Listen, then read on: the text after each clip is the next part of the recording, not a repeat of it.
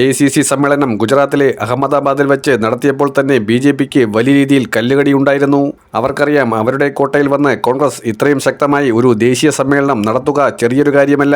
വർഷങ്ങളായി BJPയുടെ ആധിപത്യം എല്ലാ തരത്തിലും വർഗീയവാദത്തിലൂന്നിക്കൊണ്ട് നടപ്പിലാക്കുന്ന ഒരു സംസ്ഥാനത്ത് കോൺഗ്രസ് ഇത്രയും വലിയ രീതിയിൽ ഒരു സമ്മേളനം ദേശീയ തലത്തിൽ ശ്രദ്ധിക്കപ്പെടുന്ന വിധത്തിൽ നടത്തുമ്പോൾ അതുണ്ടാക്കുന്ന ഇമ്പാക്റ്റ് അത്രത്തോളം വലുതാണ്.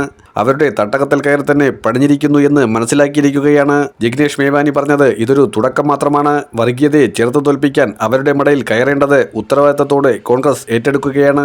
രാജ്യത്തെ ഇന്ത്യ മുന്നണിയെ തകർക്കാനും തച്ചുടയ്ക്കാനും BJP നാളുകളേറെയായി ശ്രമിക്കുന്നുണ്ട്.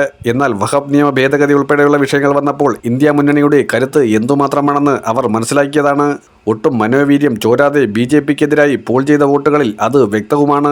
BJPയിൽ തന്നെ ഇലക്ഷൻ കമ്മീഷന്റെ സഹായത്തോടെ ജയിച്ച 79ഓളം MPമാർ ഉണ്ട് എന്നതും ഓർക്കണം.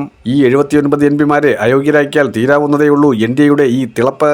NDA സംബന്ധിച്ചിടത്തോളം കേവല ഭൂരിപക്ഷം ഒന്നും ലഭിക്കുമായിരുന്നില്ല. വോട്ടിംഗിൽ വലിയ തിരിമറിയാണ് സംഭവിച്ചിരിക്കുന്നത്. ജ്ഞാനേഷ് കുമാർ അതിനെക്കുറിച്ച് അന്വേഷിക്കാൻ താൽപ്പര്യപ്പെടുന്നില്ല. സ്വാഭാവികമായും രാജീവ് കുമാറിന്റെ പാത മാത്രമേ സ്വീകരിക്കുകയുള്ളൂ. മോദിയുടെ പാദസേവകരായി ഇലക്ഷൻ കമ്മീഷൻ തുടരുന്നിടത്തോളം കാലം ഈ രാജ്യത്ത് അതിനൊരു വിശ്വാസ്യതയും ഉണ്ടാവുകയുമില്ല. അതുകൊണ്ടാണ് ഒരു ജുഡീഷ്യൽ കമ്മീഷനെ നിയമിച്ച് തെരഞ്ഞെടുപ്പിലെ അട്ടിമറിയെക്കുറിച്ചുള്ള സാധ്യതകൾ പഠിക്കണമെന്ന് പറയുന്നത്.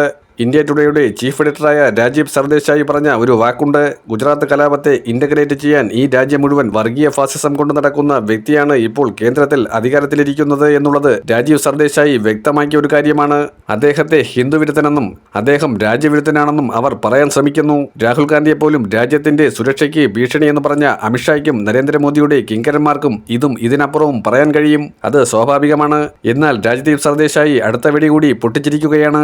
ഇന്ത്യ മുന്നണിക്ക് ശക്തമായി വേണമെങ്കിൽ അട്ടിമറിച്ച് അധികാരത്തിൽ വരാവുന്ന സാഹചര്യമേയുള്ളൂ. ഗുജറാത്തിൽ നടന്ന സമ്മേളനം അതിന്റെ ഒരു തുടക്കം മാത്രമാണ്. ഏതായാലും ചില സംസ്ഥാനങ്ങളിലെ തിരഞ്ഞെടുപ്പുകൾ കൂടി കഴിയുമ്പോൾ NDA മുന്നണി സഖ്യം തന്നെ തകിടം മറിയും.